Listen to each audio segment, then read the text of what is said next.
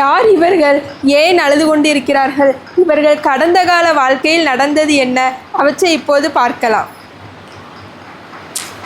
எல்லா வேலையும் பார்த்து டயர்டாக இருக்குது. இப்போ தான் வேலையெல்லாம் முடிச்சிருக்கோம். ஜெனி, என்னங்க? என்னம்மா செய்த? இப்போ தாங்க எல்லா வேலையும் முடிச்சுட்டு இப்போ தாங்க நான் உட்காந்துருக்கேன். ஒரே டயர்டாக இருக்குங்க. அப்படியா? சரி, நான் உனக்கு ஒரு கிஃப்ட் வாங்கிட்டு வந்திருக்கேன். என்ன கிஃப்ட்னு சொல்லி பார்ப்போம். என்னங்க வேண்டியிருப்பீங்க? ரொம்ப நாளா நீ கேட்டுட்டு இருந்த பொருள். அப்படியாங்க? நான் என்னது கேட்டேன்? நான் நிறைய கேட்டிருக்கேனேங்க. நீ நினைக்கிறது நான் நினைக்கிறது கரெக்டா இருக்கான்னு பார்ப்போம். நீனே சொல்லு பார்ப்போம். கம்மலாங்க வேண்டியிருக்கீங்க? இல்லையே. மூக்குத்தியாங்க வேண்டியிருக்கீங்க? நீ தான் மூக்கில் போட்டிருக்கே, பின்ன எதுக்கு? இருந்தாலும் வாங்கிட்டு வந்திருப்பீங்கன்னு நினைச்சீங்க. வாட்சாங்க? இல்லையே. ரிங்காங்க? எப்படி இப்படி கரெக்டா கண்டுபிடிச்சீங்க? நான் உங்க மனசுல இருக்கேன்னாங்க. அப்படியா? சரி, உன் கையை காமி, நானே போட்டு விடுதேனே. நல்லா இருக்கா? நல்லா இருக்குங்க. கல்யாணத்துக்கு கூட நீங்க போட்டு விடலைங்க. அதான் இப்போ போட்டு விடுதேன். ரொம்ப தேங்க்ஸுங்க. ரொம்ப நன்றிங்க. நல்லா இருக்குல்ல? சூப்பரா இருக்குங்க. சரி, நீ ரொம்ப நாளா ஆசைப்பட்டுட்டு இருந்தல்ல, ஒரு சேலை எடுத்தாங்க, ஒரு சேலை எடுத்தாங்கன்னல. ஆமாங்க. இன்னைக்கு ஒரு சேலை உன்னை எடுத்து தர கூட்டிட்டு போறேன். ஆனா ஒரே ஒரு கண்டிஷன். சொல்லுங்க. ஒரு சேலை தான் நீ எடுக்கணும் கடையில. சரிங்க. சரியா? நான் அங்க வந்து சண்டை போடுற மாதிரி இருந்துக்கணும். ஒரு சேலை எடுக்கணும். சரியா? எந்த கடைக்குங்க போலாம்? நான் உன்னை நல்ல கடைக்கா கூட்டிட்டு போறேன். நம்ம போவோன்னு. சரியா? வா, இந்த ஜவுளி கடைக்கு தான் உன்னை கூட்டிட்டு வந்திருக்கேன். வா, எப்படி இருக்கு பாரு. வாங்கம்மா, வாங்கய்யா. எந்த சாரி, எந்த கலர் சாரி வேணும், எந்த ரேட்ல வேணும் பாருங்க. ரேட்லாம் பிரச்சனை இல்லைங்க. எங்க வீட்டுக்காரர் எந்த ரேட்டா இருந்தாலும் வாங்கி தந்துடுவாங்க. எந்த சேலை நல்லா இருக்காங்க. இந்த கலர் உனக்கு சூட்டாவே இல்லையம்மா. உங்களுக்கு என்னங்க தெரியும்? இந்த டேஸ்ட்லாம் உங்களுக்கு தெரிய மாட்டேங்குங்க. இது நல்லா இருந்த மாதிரி இருக்குங்க. இது இருக்கட்டும். இந்த கலர் என்கிட்ட இல்லவே இல்லை. இந்த கலர் பீரோல வச்சிருக்கமா? நான் வாமா, நான் உனக்கு இல்லங்க, எனக்கு இந்த டிசைன் இருந்த மாதிரி தெரியலங்க. இருக்குமா, நான் உனக்கு பீரோல இருந்து எடுத்து காமிக்கேன். இல்லங்க, பரவாயில்லைங்க. எங்க ப்ளீஸ்ங்க, இந்த ஒரு சேலை மட்டும் இருக்கட்டுங்க. சரி, ஒரு சேலை மட்டும் எடுத்துட்டு பில் போடுவோம். வா, நான் இந்த ஒரு சேலை வேணுமா? இல்லங்க, இந்த சேலைங்க ப்ளீஸ்ங்க, தயவு செய்து இந்த ஒரு சேலையும் இருக்கட்டுங்க. இந்த ஒரு சேலையும் எனக்காண்டிங்க. நீ ஒரு சேலை 5 சேலை எடுத்து வச்சிருக்கமா? பில் போடு. நல்லா இருக்குங்க. என்னமா இப்படி சொல்றீங்க? ஒரு சேலை எடுக்க என்ன அவங்களே சொல்லுதாங்க. இது இந்த கலர் போனா வராதுங்க. இருக்கட்டங்க. சரி, எல்லா பிள்ளையும் இதெல்லாம் போட்டுருங்க. பில் போட்டுருங்க. நம்ம அடுத்த திரும்ப கடைக்கு வரையில எடுத்துக்கணும். இப்போ ஒண்ணு. ஆமாங்க. ஒரு சேலை எடுக்க சொன்னா 6 சேலை எடுத்துட்டாலே என்ன செய்யவல? எங்க எடுத்துறதே நெசமாயிமா 6 மாசம் கழிச்சு தானங்க சேலை எடுத்துருவீங்க. இப்படிதான் டெய்லி சொல்லுதே. டெய்லி 6 மாசத்துக்கு வரைக்கும் அவனை சேலை எடுத்தேன். டெய்லி 6 சேலை எடுத்துட்டு போறேன். என்ன செய்யல? இனிமே நான் கேட்க மாட்டேங்க. இந்த சேலை தான் எனக்கு ரொம்ப பிடிச்சிருக்குங்க. அதனாலதாங்க. சரி. மீண்டும் வாங்க. சரி, ரொம்ப சந்தோஷம். சரி. எங்க லக்கேஜ் வேற தூக்கவே முடியல. நீ தான் 6 சேலை கேட்ட, தூக்கிட்டு வா. ஒரு கொண்டு வாங்கலாங்க. நானும் கொண்டு வர பையன் கொஞ்சம் கொண்டு வாங்கங்க. வா, நீனே தூக்கிட்டு வா. ஐயோ, தூக்கிட்டே வர முடியலையே.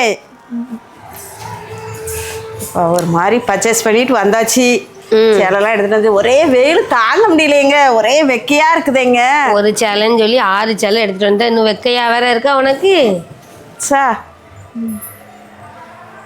வெயில் ரொம்ப வெயில் அடிக்குங்க. ஒரே புழுக்கமா இருக்குங்க. ஒண்ணு இல்ல, இந்த சேலையை ஏசி இருந்ததுன்னா நல்லா இருக்கும்னு நினைக்கேங்க. சேலையை மாத்திட்டு நைட்டியை போட்டு அம்மா கொஞ்சம் ஃப்ரீ ஆயிடுவேன். நம்ம அப்படியே வேப்பமரத்து எண்ணெயில போய் கொஞ்ச நேரம் உட்காந்து பேசுங்க. கொசே தின்றுங்க. கொசு ரொம்ப கடிக்குங்க. உங்களுக்கு தெரியாதுங்க. கொசு எல்லாம் கடிக்க. காக்கா வேற எச்சம் போட்டுருங்க. அதனால நம்ம வந்து ஒரு ஏசி மட்டும் மாட்டுங்க ப்ளீஸ்ங்க. எனக்கு எல்லாம் விடு. நான் பேசிக்கிட்டதே ஏசி எல்லாம் வாங்க முடியாது நம்ம இருக்க சூழ்நிலைமா. எப்படியாவது நீங்க இந்த ஒண்ணு மட்டும் செய்யுங்கம்மா. நீங்க வேலைக்கு பெறுவீங்கம்மா. நான் ஒத்தையில உட்கார்ந்துட்டு இருக்கணும். அடுத்தால இந்த வெக்கையில யார், இந்த கொசுக்கடியில இந்த வெக்கையில யார் உட்கார்ந்துருப்பாங்க? நான் சொல்லுத கேளு. ஏற்கனவே வட்டிக்கு வாங்கி தான் இவ்வளவு நான் பார்க்கேன். இனிமே வட்டிக்கு வாங்கி பார்த்தா நம்ம குடும்ப சூழ்நிலைக்கு சமாளிக்க முடியாது என்னால. யாருக்கு தாங்க கடன் இல்ல? நம்மளுக்கு பட்டமாங்க கடன் இருக்கு. கடன் ஒரு பக்கத்துல இருக்கட்டும்ங்க. நீங்க ஏசி மட்டும் எனக்காண்டி தயவு செய்து. நான் வேற எதுவுமே கேட்க மாட்டேங்க. கேட்க மாட்டேன். என்னெல்லாம் கேட்டேன். ஏசி எல்லாம் வாங்க முடியாது நம்மளுக்கு. ஏசி எப்படியா மாட்டுங்க. எனக்கு இருக்கவே முடியலங்க. எனக்கு ரொம்ப இதா இருக்குங்க. கொசு வேற கடி தாங்க முடியலங்க. ரத்தத்தை பூரா உறிஞ்சிட்டு போயிருதுங்க. ஒன்னும் செய்யாது. கொஞ்ச நாளைக்கு சமாளிப்போம். அதுக்கப்புறம் வாங்கிக்கிடுவோம் நம்ம. இல்லைங்க, எப்படியாவது நீங்க வாங்கி வேணா தாங்குங்க தயவு செய்து. தொல்லை தாங்க முடியலையே. எப்படி ஏசி மாட்டியாச்சு? எப்படி இருக்கு? நல்லா இருக்கா? சூப்பரா இருக்குங்க. குளுகுளுன்னு இருக்குங்க. அம்மா, நீங்க ரொம்ப தேங்க்ஸ்ங்க. இத மட்டுமே தான் குளுகுளுன்னு இருக்கா? இதுக்கு முன்னாடி நம்ம வீட்டு குளுகுளுன்னு தான் இருந்துச்சு. ஃபேன் வேண்டாங்க, அடுத்தால கதவெல்லாம் திறக்கண்டாங்க, ஏசி மட்டும் போடாச்சுன்னா போதுங்க, குளு குளுன்னு இருக்குங்க. இப்போ நீங்களாம் நல்லா கலராக ஆயிடுவீங்க. ஆமாம்மா, நான் கலர் இல்லாமல் தான் இருந்தேன், இனிமேல் தான் நான் கலர் ஆக போகிறேன் ஏசியில். இல்லைங்க, நீங்கள் வாங்கி தந்ததுக்காண்டி ரொம்ப நன்றிங்க, ரொம்ப தேங்க்ஸுங்க. சரி சரி சரி சரி. இப்போ தாங்க ஏசி மாட்டின பிறகு தாங்க நல்லா இருக்குது. சரி. 6 மாதங்களுக்கு பிறகு 6 மாதம் ஆயிட்டு இவன் லோன் வாங்கினா, லோனையும் கட்ட மாட்டேக்கான், வட்டியும் கட்ட மாட்டேக்கான், ஃபோன் அடித்தாலும் எடுக்கவே மாட்டேக்கான். நான் என்ன தான் செய்ய? நாளைக்கு அவன் வீட்டில் தான் போய் பார்க்கணும். சரி, நாளைக்கு அவன் வீட்டில் போய் பார்ப்போம். யாரும்மா வீட்டில் இருக்கா? இங்க இது வந்து நம்ம வட்டிக்கு வாங்கின சார் குரல் மாதிரி இருக்கு. நான் வட்டியும் கட்டல, 6 மாசம் ஆகுது, முதலும் கட்டல, அதனால பிரச்சனை பண்ணுவான். நான் கொஞ்சம் ஒளிஞ்சுக்கிட்டேன், நீ எப்படியா சமாளிச்சு. நீங்க போய் சொல்லுங்க, எனக்கு பயமா இருக்குங்க. நீ சொல்லி அனுப்பு, நான் வந்து. அப்ப நீங்க உள்ளே இருந்துக்குங்க, வெளியில வந்துடாதுங்க. யாரு? என்னம்மா வீட்டுக்காரர் இறங்கம்மா? இப்பதாங்க போனாங்க வெளியில. வட்டியும் முதலும் வாங்கினா ஒன்றுமே கட்ட மாட்டேக்கான், ஃபோன் அடித்தாலும் எடுக்கவே மாட்டேங்கிங்க. எப்படியாவது கட்டிடுவாங்கங்க. என்னம்மா உங்க வீட்டுக்காரர் வெளியே போயிட்டான், நீங்க இங்கே தான் நிற்காங்க. அவர் போயிட்டு நினைச்சு நான் வந்தேன். நீ ஒரு வார்த்தை சொன்னியோ? நான் சொல்ல வேற வெளியில வராதங்கன்னு தானங்க சொல்லியிருக்கேன். நீ வேற. சொல்லுங்க சார். என்ன சார் வட்டி வட்டியும் முதல்ல வாங்கினீங்க, கட்டவே மாட்டேங்கிங்க, ஃபோன் அடித்தாலும் எடுக்கவே மாட்டேங்கிங்க. மாசம் பொறுத்துக்கோங்க சார், அடுத்த மாசம் வட்டி முதல்ல சேர்த்து கட்டி. எத்தனை அடி தான் சார் ஒரு மாசம்ட்டு இருக்கீங்க? இந்த மாசம் கட்டிட்டேன் சார், எப்படியா சேர்த்து. என்ன வீட்டில் ஏசினா பலமா இருக்கு? அதெல்லாம் ஒண்ணும் இல்லையே சார். நீ லோனே கட்ட மாட்டேன், நான் ஏசி எல்லாத்தையும் 8 போயிருந்தேன் சார். எப்படியாவது நாங்க கட்டிடுவோம் சார். நீங்க இப்படிதான் சொல்லிக்கிட்டே இருப்பீங்க, நான் 8 போறேன். போச்சா? எல்லாம் போச்சா? உங்களால வந்ததுங்க. நீங்க உள்ள இருங்கன்னா உங்களை யாருங்க வெளியில வர சொன்னா? அதுதான் பிரச்சனைங்க. அன்னைக்கு கடை வாங்கி நம்ம ஏசி மாட்ட வேண்டாம்னு நீ கேட்க மாட்டேன்ட்டு, இப்ப பாரு கடைக்கு வட்டி கட்டலன்னு சொல்லி தூக்கிட்டு போயிட்டான். யார் வீட்டுல தாங்க கடை இல்ல?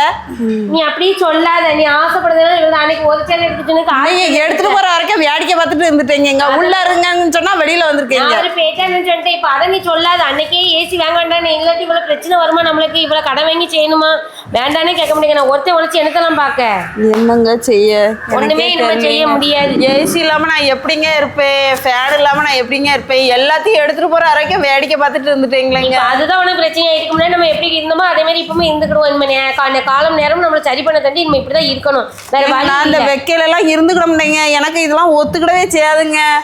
எனக்கு இந்த வெக்க தாங்க வேற முடியலைங்க. அதனாலதாங்க ஆசைப்பட்டு ஏசியை மாட்டிச்சுது. நீங்க அதை வேற கலத்திட்டு போற வரைக்கும் நீ ஏதாவது சொல்லி கேட்டுக்கலாம்ங்க. பலன் தான் இப்போ நடக்கு. அதனால வேண்டாம், விட்டு கொஞ்ச நாள் பொறுமையாயிரு, எல்லாம் சரியாக தண்டி கொஞ்ச நாள் பொறுமையாயிரு. கொசு வேற கடிக்குங்க. என்னமா செய்தாங்க உட்காந்துட்டு? புக்கு படிச்சுட்டு இருக்கேன். என்ன புக்குமா படிக்க? இந்த புக்கு படிக்கணும்னு தோணுது, அதான் இந்த புக்கை படிச்சுட்டு இருக்கேன். நீ வேணா படி.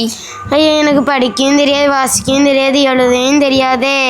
இது படிக்கவும் தெரியாது, வாசிக்கவும் தெரியாது, எழுதவும் தெரியாதுன்னா நீ என்னத்துக்கு இருக்க? ஒன்றுத்துக்குமே லைக் கிடையாது, நீ எல்லாம் வேஸ்ட்டு தான். ஐயோ, நான் வேஸ்ட்டா? படிக்கவும் தெரியாது, எழுதவும் தெரியாது, வாசிக்கவும் தெரியாதுன்னா நான் வேஸ்ட்டா? ஐயோ, நான் ஒரு வேஸ்ட்டா? ஐயோ. கர்த்தராகிய தேவனுக்கு மகிமை உண்டாவதாக. இந்த ஸ்கிட் எல்லாருக்குமே ரொம்ப பிடிச்சிருக்கும்னு நினைக்கிறேன். இந்த ஸ்கிட்டில் நம்ம ஸ்டார்டிங்கில் யார் இவர்கள் ஏன் அழுது கொண்டு இருக்கிறார்கள் என்று பார்த்தோம். அதாவது இதில் ஃபஸ்ட்டு சீனில் என்னென்னா, அவங்க ஸ்டார்டிங்கில் ரொம்ப சந்தோஷமாக இருந்தாங்க, மகிழ்ச்சியாக இருந்தாங்க. அவங்களுடைய தேவையில்லாத ஆசைகள் வீண் செலவுகளால் என்னாச்சு, அவங்களுடைய சந்தோஷம் போயிட்டு வாழ்க்கையில் அழுகை வந்துட்டு. அதாவது பைபிள் ஒரு வசனம் இருக்குது, பண ஆசை எல்லா தீமைக்கும் வேறாக இருக்கிறது. எனவே நம்ம என்ன பண்ணணும், ரொம்ப ஆசைப்படாமல் இருக்கிறத வச்சு சந்தோஷமாக வாழணும்.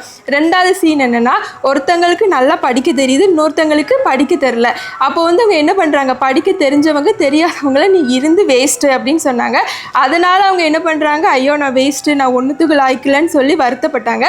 வேதத்தில் ஒரு வசனம் இருக்குது, 119 சங்கீதம் 130 வசனம் என்ன சொல்லுதுன்னா, உம்முடைய வசனத்தின் பிரசித்தம் வெளிச்சம் தந்து பேதைகளை உள்ளவர்களாக்கும். அதாவது ஆண்டவருடைய வசனம் என்ன பண்ணுன்னா, பேதைகளை கூட உள்ளவர்களாக மாற்றும். அதனால் என்ன சொல்லக்கூடாது, வேஸ்ட்டுன்னு சொல்லக்கூடாது. எனவே நீங்கள் என்ன பண்ணுங்கள், நன்கு வேதத்தை வாசிங்க, ஆண்டவரோடு நன்கு பேசுங்க, நல்ல ஜெபம் பண்ணுங்க. கர்த்தர் உங்கள் வாழ்க்கையில் மிகவும் பெரிய அற்புதமான காரியங்களை செய்வார். God bless you all.